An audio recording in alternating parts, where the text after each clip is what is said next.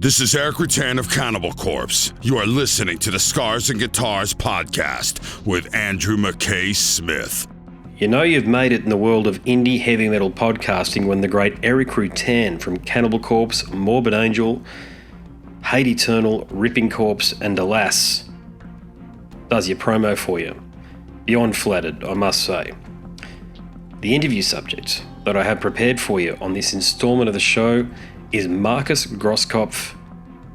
He's the bassist in long-running German power metal outfit Helloween. The catalyst for the chat with Markus is the release of the band's second self-titled album. So they released a self-titled album way back in the 80s. This is the second one, but it's not the same album. It's a different album, new tunes.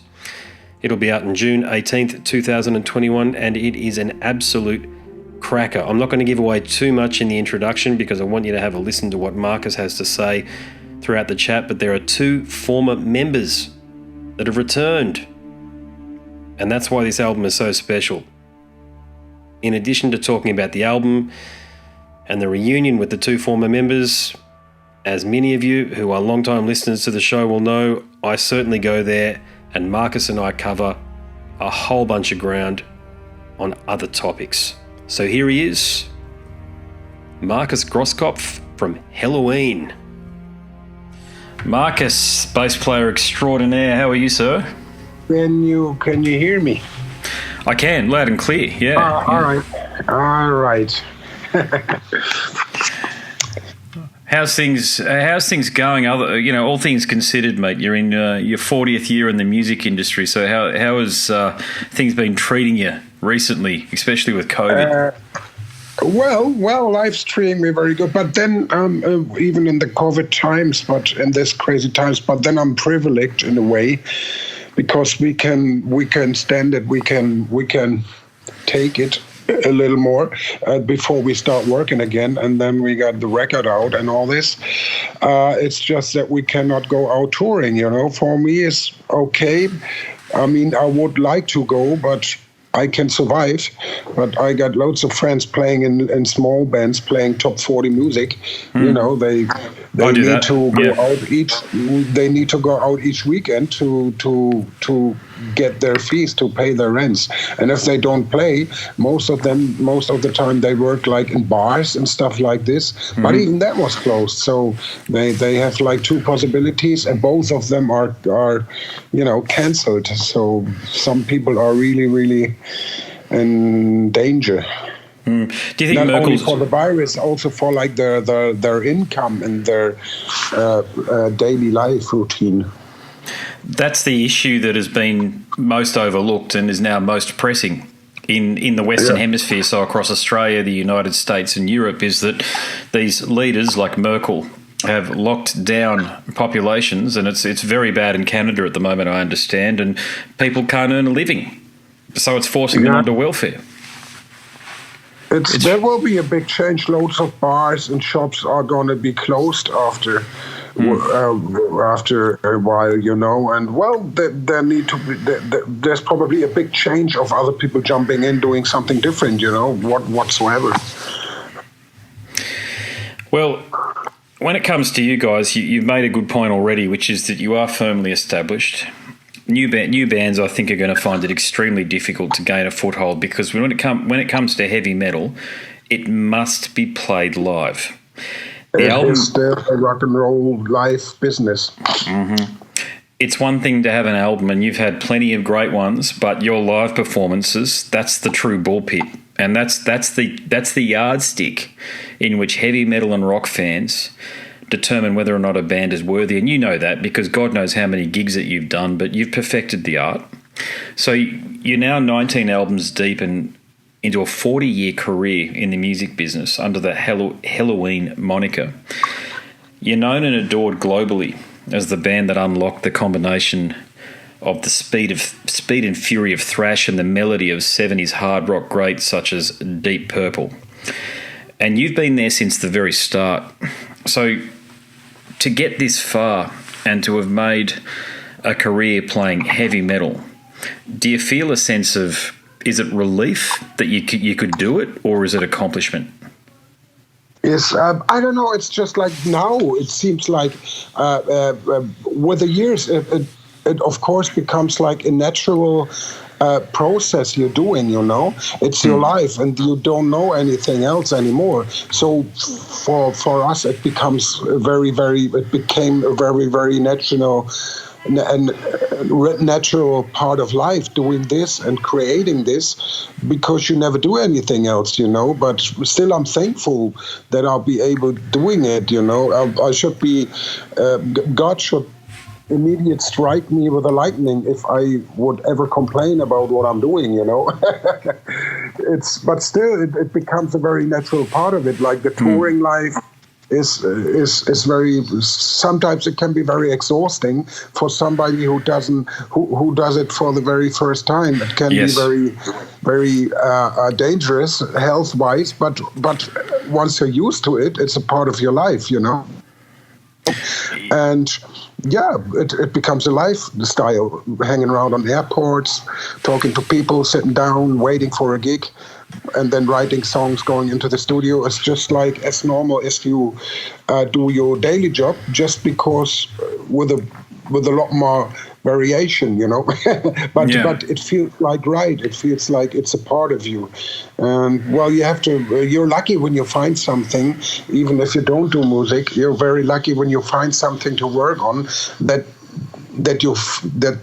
feels great, you know. I know also a lot of people doing a job just because they need money, but they don't really like their job as much, you know.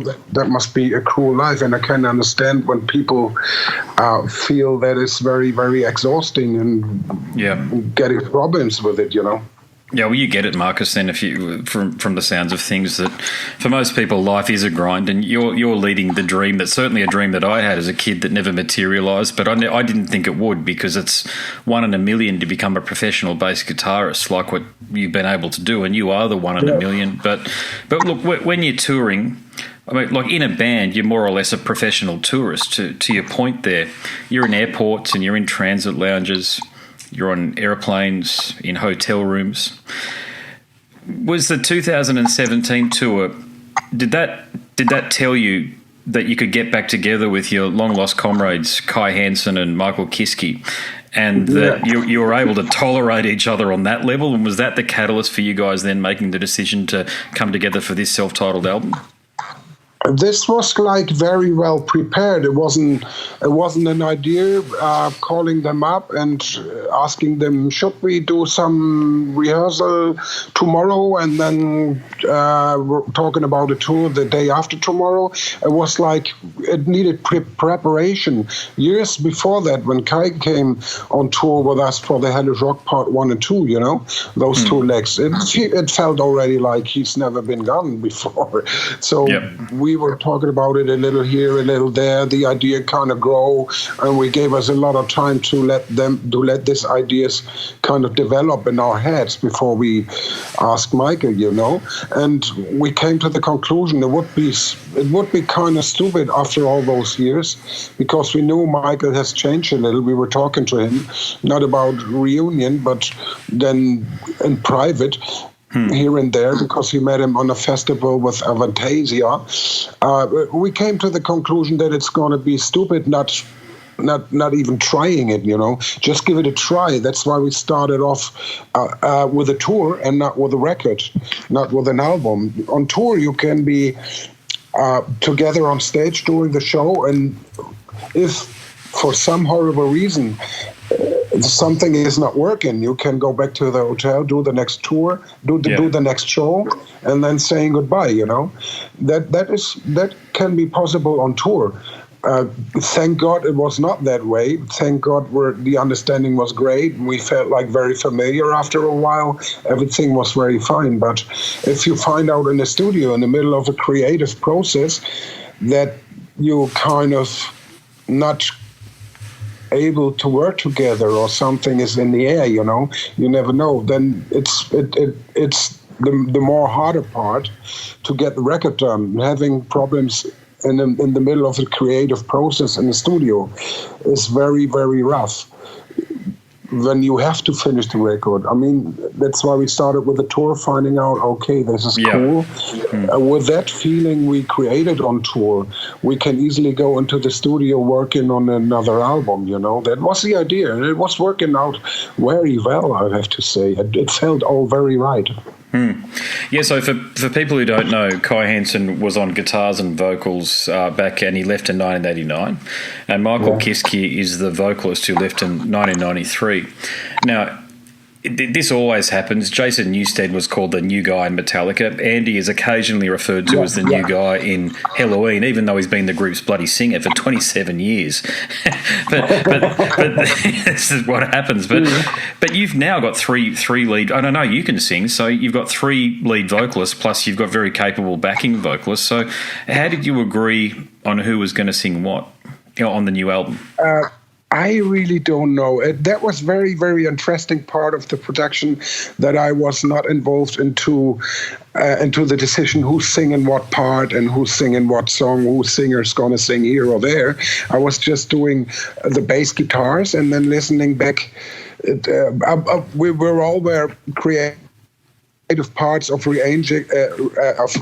arranging and composing and pre-production that whole thing. But when we started off, there was never clear whose singer is going to put on the voice on here or there. You know, I was very, very surprised listening to the mix, because I didn't know how they decided. I mean, they hooked up with the producers and there's three singers, and who else was there? I was not there when they decided, so it became a very, very big surprise to me listening to the very first mix, you know. Okay, yeah, that's interesting. Yeah, what that says to me is that you were trusting the process. Of course, you cannot do. That's why you have producers. That's why even this time we had a co-producer, Dennis Ward, in there. He was also there when we were like arranging stuff, thinking about the stuff, and we were throwing ideas to each other while he was there, and he was kind of sorting out what's the best for the song. Because you have a lot more ideas with 7 people. Suddenly, if you try something out, there's 7 people throwing notes at you that you're supposed to try out, you know. Until your head is steaming, you know. And they're all good ideas, but there must be somebody saying, all right, this is the best for the song. This is very good for a bass part or a guitar part, but for the song, we need this and that atmosphere or this and that note, because there's a vocal on the top and maybe there's coming some solo stuff to it or some guitar lines. So it all needs to be sorted, you know, in a way. And there you need to find the best notes that you can hit for the song, you know, and not for the individual part in a way. That was kind of complicated. It makes your head steaming, but it was a real interesting creative process. So it doesn't matter whether you're a band working on your debut or a seasoned veteran such as yourselves working on your 19th studio album and God knows how many other releases in between. The process of determining what fits where never changes, does it? To your point. It never. That's my point. It never really changes. But having 2 more people in a band coming up with loads of ideas doesn't make it easier. It makes it even tougher. But it's in the end of the day, it's all worth it. You know, listening back to the results, showing you that we did the right thing. You know. Yeah. Hey, look, I've got to ask: did the album leak? Because it's not in my Nuclear Blast portal, and I had to search online for Skyfall. But I did find a YouTube upload of the song that you wrote, Indestructible. Now, I'm assuming it's a song that you wrote, Indestructible, because I've got the bio. But do you know about that there's a version of Indestructible on YouTube? Oh, what version of it was? What, like a demo tape version or? No, it looks like, look, because I haven't heard the album version, I can only assume that it is, but I'll send it through to you soon via... all right. Yeah, hang on a sec, I'll just send it through to you now because, I was a bit... God knows, these things come out, don't they? And you think, okay... yeah, well, I don't know where they got it from. I mean, we had like an online release Weren't you there? I don't know who. No, who I wanted to be, but I've got young kids these days, you see, and it's very hard for me to. You can never tell how these things are coming together, and you can also not prevent things like this. It's just like an open net, and you cannot really waste your time looking for the one who does it, because you will not get any information about it, wasting your time trying with no results coming out of it, I mean, things like this just happen. It's the internet. It's uncontrollable. It's even more dangerous than the virus that we have now. in a way, sometimes. You're not wrong. It's just shit because you guys work so hard on what you're doing, and then it's look. If this is the cut, I just sent it through to you, by the way, via Skype there on their messenger service. But if this is the cut, man, it's because I've only heard the two songs. Man, this album here is going to be one of your strongest in many years, dude. Oh, yeah, thank you. We were trying to, we were not trying to copy the Keeper's stuff or anything, but Kai came up with that song, with that epic song idea, and we thought, why not giving it a try, Why not trying to make the best out of it? And he just came up with that killer track. We would be stupid not to do this, Yeah. Who came up with the Skyfall video concept? That was like Kai's idea combined with the producer's arrangements and all that stuff, Because it's of course the lyrics are giving you an idea, and the little guy crashing down onto that Area 51, and it gives you an idea, and that's what they were following, Yeah, it's a great video, by the way. And do you guys? How important over the years have videos been to what the band's philosophy is all about? Because you've always had pretty bloody good videos as far back as the 80s. I think it was even more important when this MTV heavy metal hot rock thing in the 80s was born, Nowadays you put it's a part of the great rock and roll show. It's a part of the internet. It's a part of the whole promotional concept, I think it's important to show the people, especially right now, where there isn't any chance to go out to the people playing live. At least they have something they can watch if they like, and until we come back on tour, and there's a little lyric video coming out. There's probably more lyric videos coming out for a couple of more tracks, and I think it's very, very important in times like these, where people wait for you, where people waiting to go out to the shows. Oh yeah, it's an absolute or must. A little hello in between. Yeah, it is, and it's something that people like to. We all scroll through our phones before we're going to bed, and it's pretty cool to see a video like that from you guys, just to help you sort of go into a lullaby, if you know what I'm saying. Yeah. It's good. I know what you mean. It's cool. I like it a lot. I love the album artwork by Eliran Kantor too, because I don't know whether that's a male or a female, so I'm going to make an assumption here it's a bloke. But he worked with Hate Eternal, Eric Rutan, Represent, fantastic musician Eric, and Max and Soulfly, amongst many others. But what inspired you to go with Eliran for the album artwork? I think some band member had the idea, and then he's been contacted through the management, and he gave us a little scale of what he think it's supposed to be, or we gave him the Keeper stuff, and we were telling him about what we think we had in mind with that kind of Skyfall related thing with the wings and all that kind of stuff, how it can be combined with the Keeper and the Helloween concept in general. And I think he did a classical great job. It looks like that old fashioned kind of picture, and it's very traditional in a way. I like it a lot. Very classical piece. It is, and I've just changed my artwork for the podcast too to a more classically inspired piece of artwork, and I think it marries up very well with what you guys are doing. So, so awesome choice. But I'm a bassist, and I love your bass playing. By the way, I've got to say I am influenced by you. Thank you. Thank you. I'll never forget when I first heard "Where the Rain Grows" back in the day, and. Steve Harris is one thing. He's got massive influence, of course, and inspiration. But I felt like as though when I heard what you were doing, I loved your use, and I still do love your use of fifths and octaves, particularly the octave works that you do, because I don't think anybody else truly does that in heavy metal.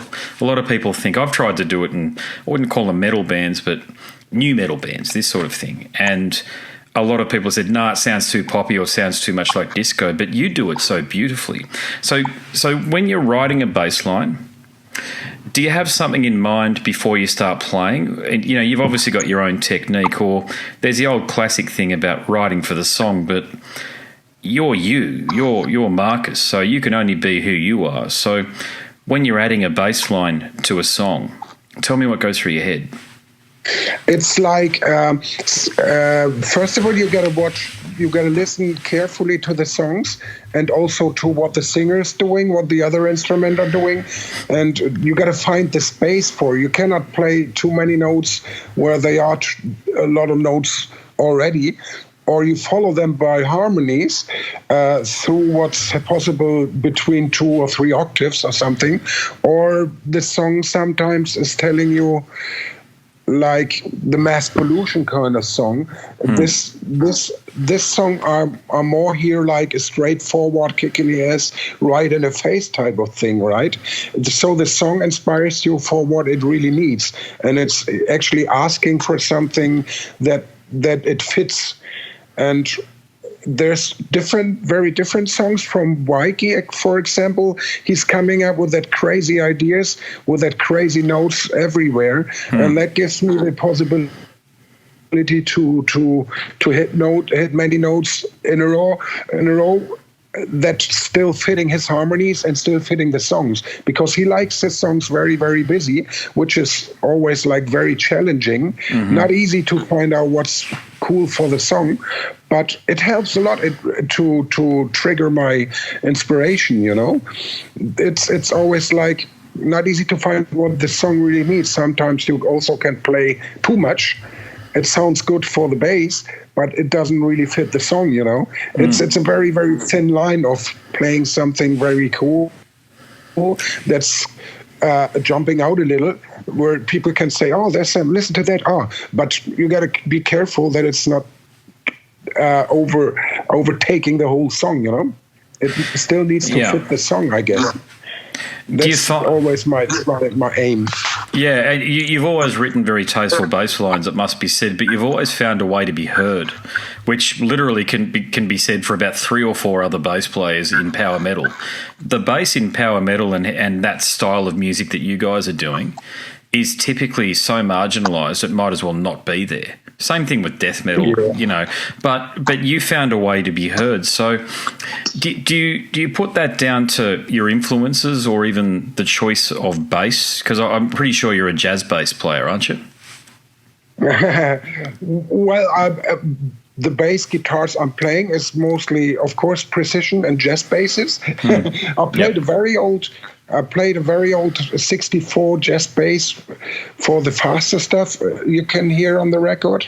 Okay. And I played a 72 precision bass on some of the songs that are not that fast, and it cuts through very well. I had my Sandberg basses that I was playing over there as well, and this combination just does it. We tried all my basses, and those 3 bass guitars just came out as like the best.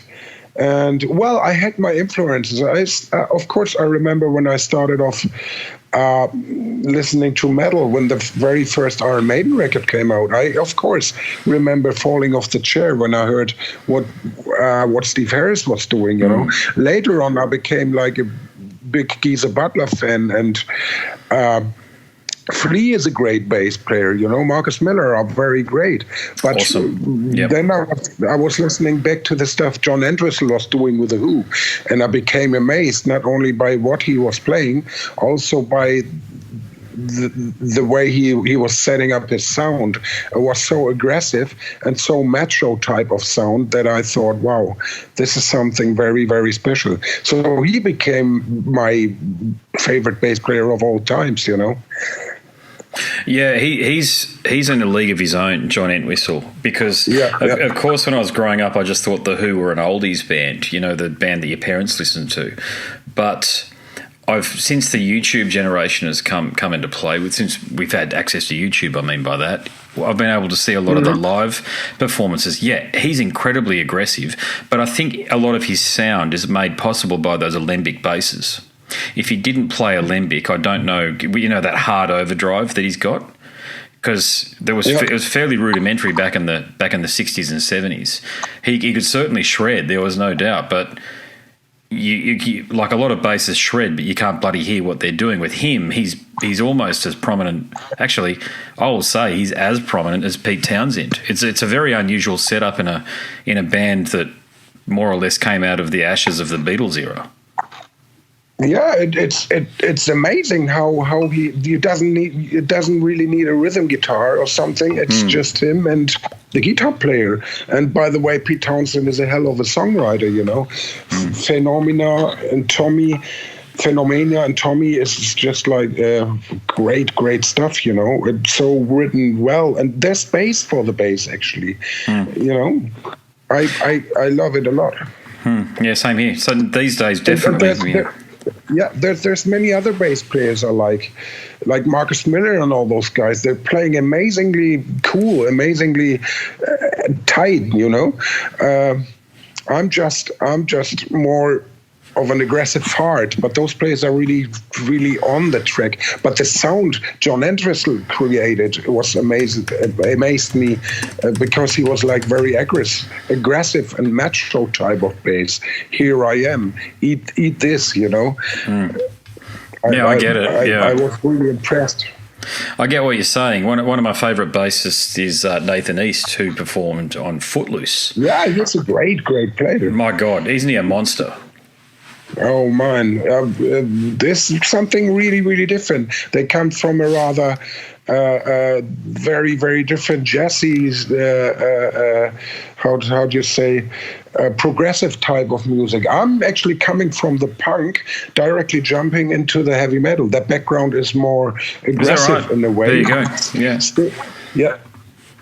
Like nice and sleazy from the Stranglers and all that, when I heard that the very first time. That was my kind of where I'm coming from. And then going in, I'm not that jazzy type of bass player, although I find it very interesting and very cool listening to it and very groovy, but I'm not that kind of player.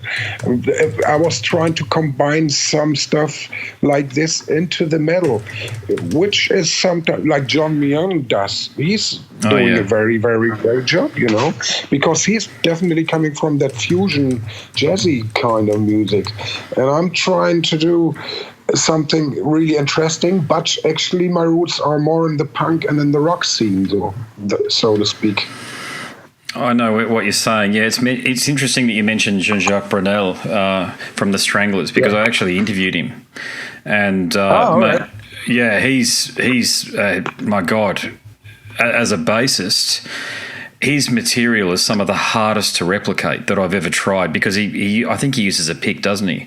But his bass lines, he's very similar to not Pete Townsend, John Entwistle, in that he was one of those guys that I dismissed as a young fella. And do you remember those bass guitar magazines that used to be released at the end of the 90s and the early 2000s? They used to come with an instructional CD. Do you remember that? No, I haven't. I never read this, and I just don't know it. Well, what it is that they used to come with an instructional CD, and more often than not, you'd have guys like Jean-Jacques and also Bruce Foxton from The Jam as well. And I mean, these guys were monster players, but a lot of it was buried. Or in Jean-Jacques Brunel's case, it definitely wasn't buried, but I found that I was able to get into the guys that I've just mentioned, and also the big one, Phil Lynott, and his bass lines. Yeah. I like him a lot because not only for his bass playing, he's also, I call him the most romantic songwriter in rock and roll because he can write all this hard rock kind of metal stuff, typish stuff, but still being very, very romantic in a way. He does his songs. That's a combination I kind of love a lot, you know, what he does with Black Rose and all that stuff, and Renegade and all his, a lot of his stuff is very romantic in a very, very heavy way. That's a good combination. Yeah, I've had a chat to Scotty Gorham, of course, from Thin Lizzy and Black Star Riders these days about him. And look, my opinion is that Phil Lynott is the greatest rock and roll and heavy metal frontman of all time. He just has a very special quality that I just don't think has ever been replicated. Yeah, and I still wonder, I mean, that Thunder and Lightning was like more heavy than the other albums in a modern heavy way. And I was thinking about, you know, what this guy would have done when he was still alive, you know.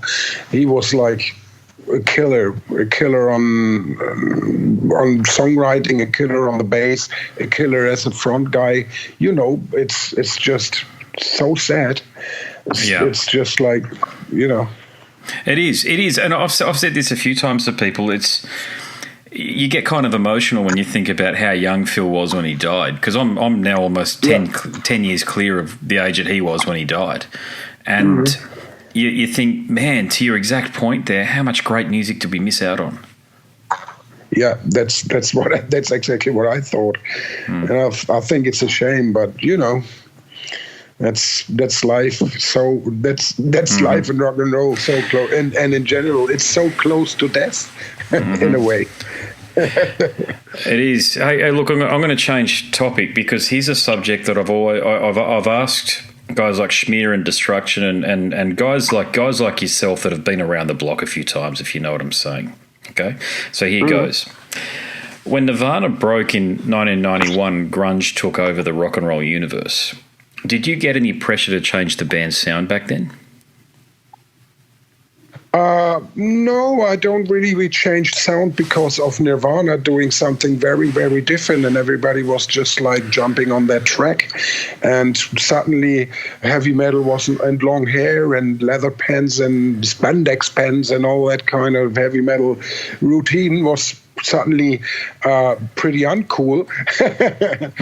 I really don't blame this guy for what he does, because what he does, I like the first records. I thought, wow, this is kind of really cool, because it was like very punky in a way. Yeah. And because I know that kind of attitude coming from the punk, you know, and I thought there's something coming, reminding me of the punk attitude, you know, kiss my ass, I'm doing what I want, and I'm wearing what I want, I'm playing what I want, and anything else I just don't care about. That was that attitude, and he was trying to bring across, I guess, you know, and he did it very, very well. And so I kind of loved that record too.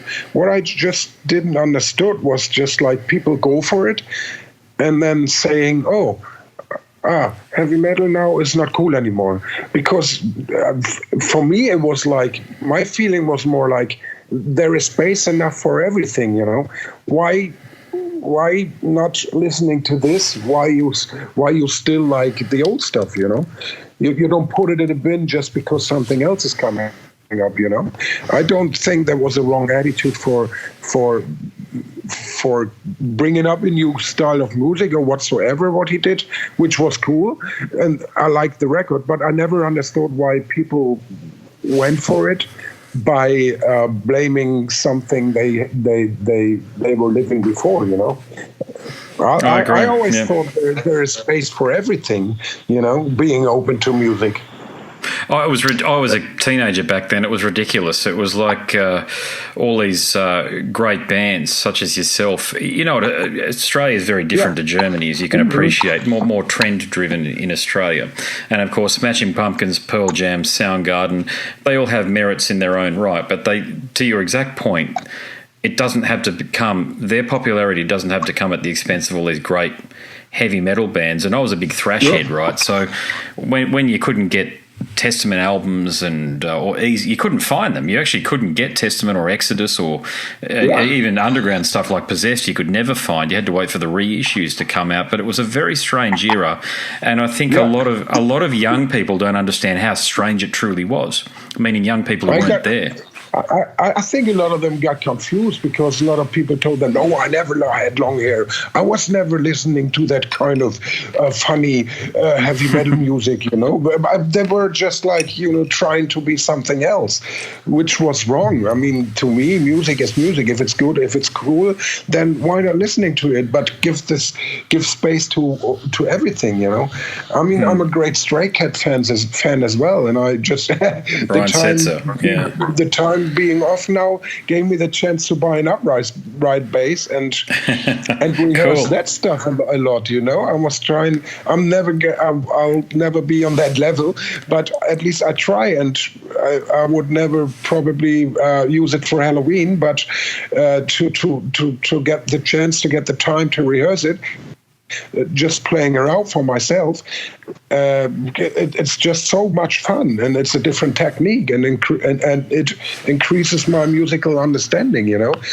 Why not making space for everything? Why creating a new thing by killing the old thing, you know? Yeah, absolutely. But I've got to say, there were two countries in the world that never let go of the heavy metal flame. It was always strong. One was Mexico. The other one was Germany. Right, yeah. Your home country, Germany.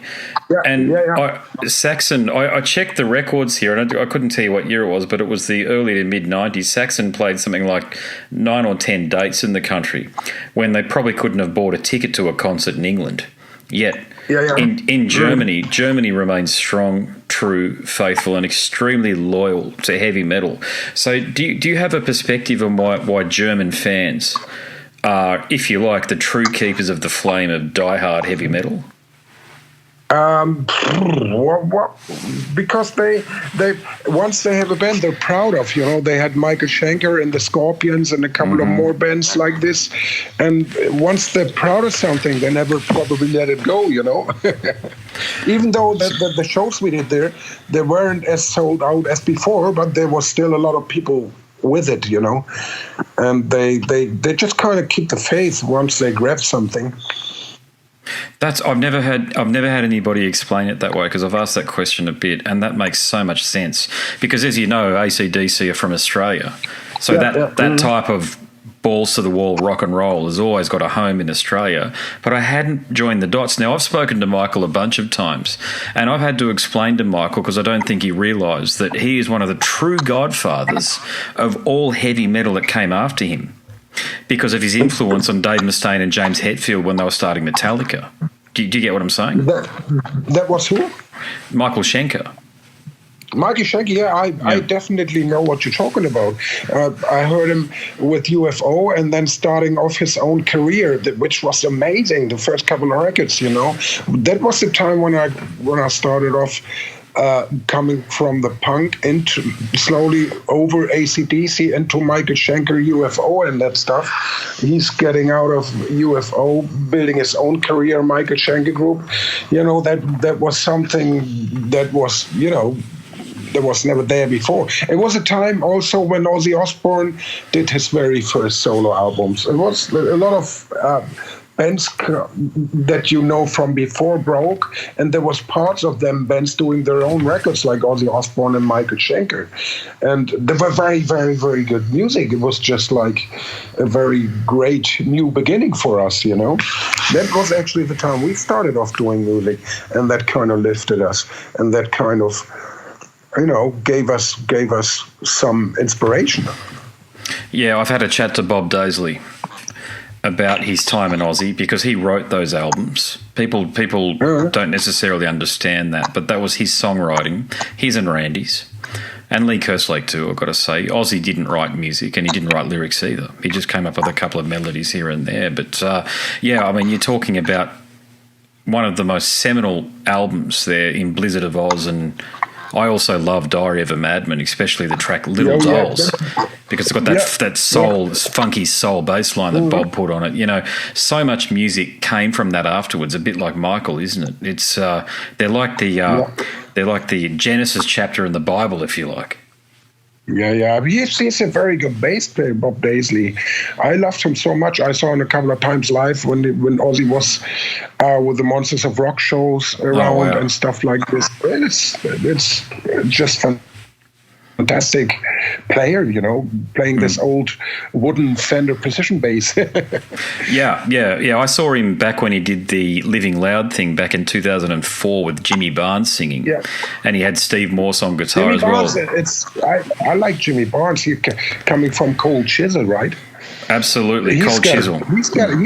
He's got a killer voice. When they did songs like K-San and stuff like this, cool.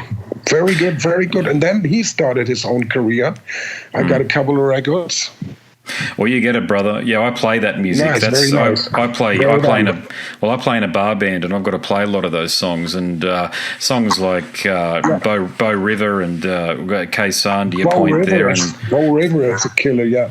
Yeah, Forever Now. And Bow River gets the feeling that song never stops. It just carries on forever. Yeah, it's cool. It's very well done. There's a killer live video when they played rock. Is it Rock Palast? Is that what it's called? Sorry, I'm an Australian native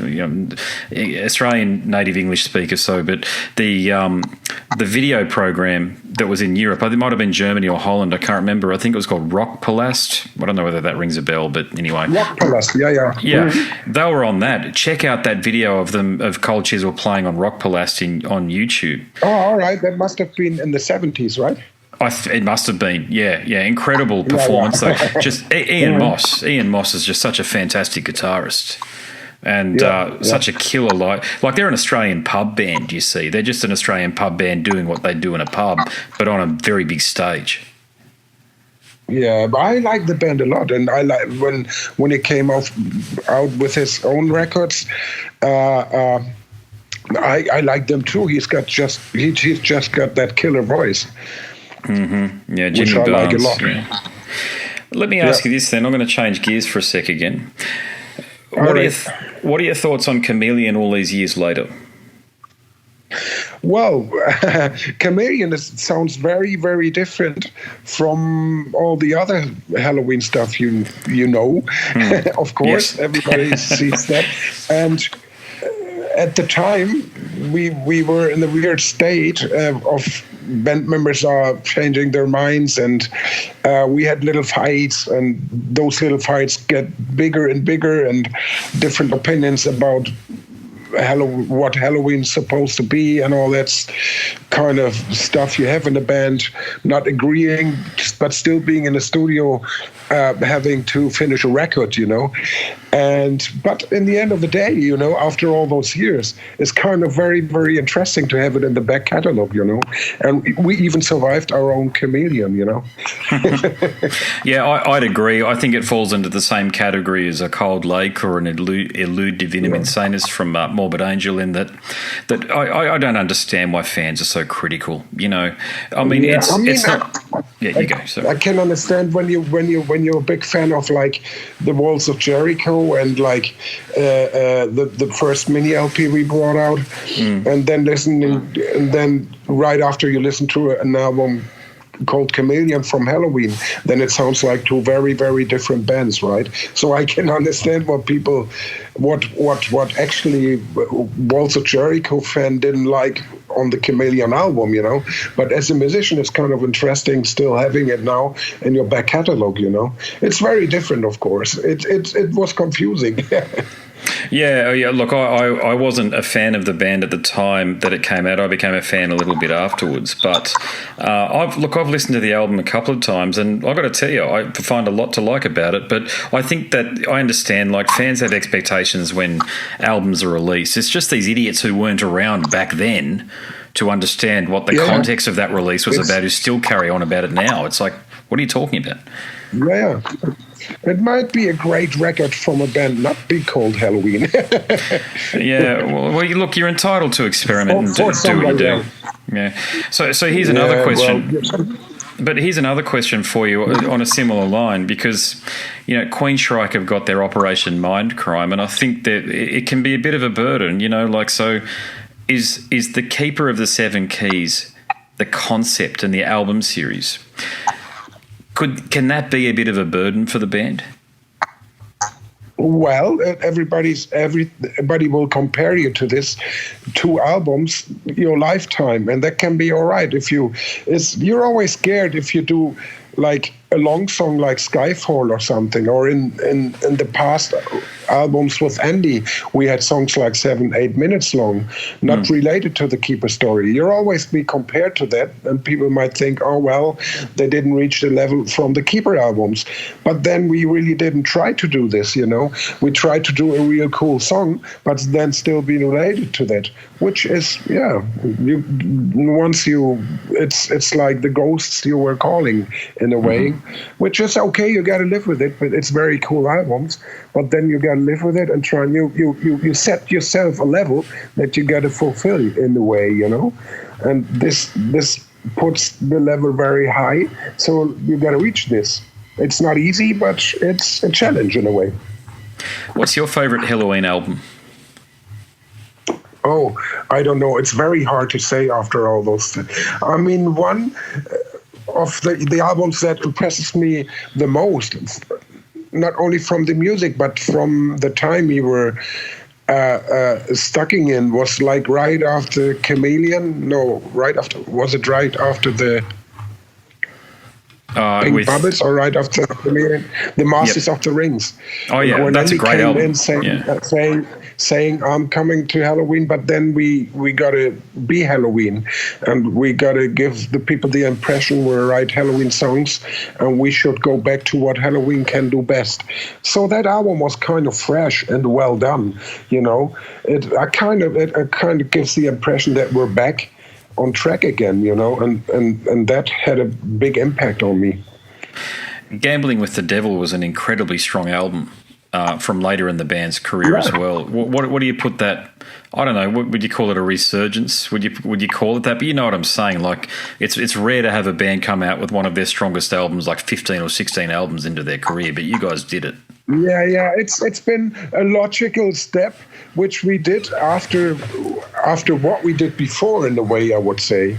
And you can always tell people you're going to do your best album. You might think it's the best album, but it might not be the best album. But this time everything went well, you cannot really force it to be like this. We just write those songs and hoping that everybody likes it, hoping that the best is coming out of it, It's just always a challenge to try your best and to make the songs as interesting as they can be, It's not easy, but you always try.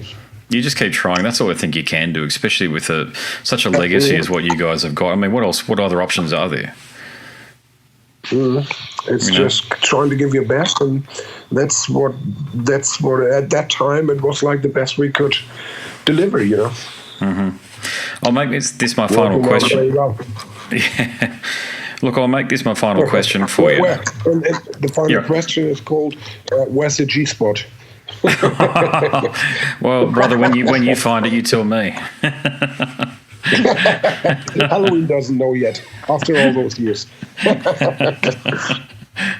Well, I guess this is a bit different to the Gspot, but look, there are some diehard fans in Australia. I'm sure you know that, because Australians do travel a lot, and so you probably met some Australians in Germany and on the road and the like. Yeah. But has Australia? When Buckingham is coming up, we meet a lot of Australians here as well.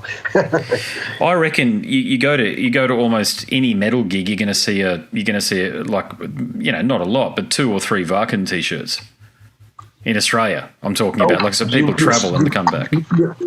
It doesn't need to be at a rock concert. You see them in train stations and in supermarkets already. Yeah. But you guys have been part of Varkin's success. I mean, you've appeared there many times. Yeah, it's because, I have a special relationship because I'm living quite close to it. It's 1 hour from my house. And I was there when the nowadays backstage area when this was a field where the stages are, you know, where the stages were back in the 80s or late 80s. And I was there with a couple of bands, even tuning their guitars just to be there. Nice, yeah. Before we were playing there. But I need to ask about Australia, though, more specifically. But have we been in important territory? I know you've got important territories everywhere, but would you classify Australia as an important place for Helloween? For me, it was interesting to play in the same bars, in the same club where AC/DC, Cold Chisel, and Jimmy Barnes were playing at when we were there for the very first time. And I know some of the bars were very old. They must have been there. That was kind of special for me in a way. There you go. Yeah. No, that's nice. Yeah. It's and at the moment it's very tough. Distance is really there is no longer distance for us. But if there's a chance, I would love to come back. You know, we've been there. I think we've been there twice, and coming back there with the old guys, you know, with the old new guys, would be mucho fun. And I hope this is going to happen for the next year, or maybe even the year after that. Hopefully, everything becomes a bit more easy again, so we can come over, saying hello, drinking some ice cold ones, doing some great shows. You know, everybody would love it, I guess. Yeah, well, we'd love to have you down here. There's heaps of fans here. You see Helloween T-shirts around, brother. They're here. People are here, and they recognise the crucial importance of the band.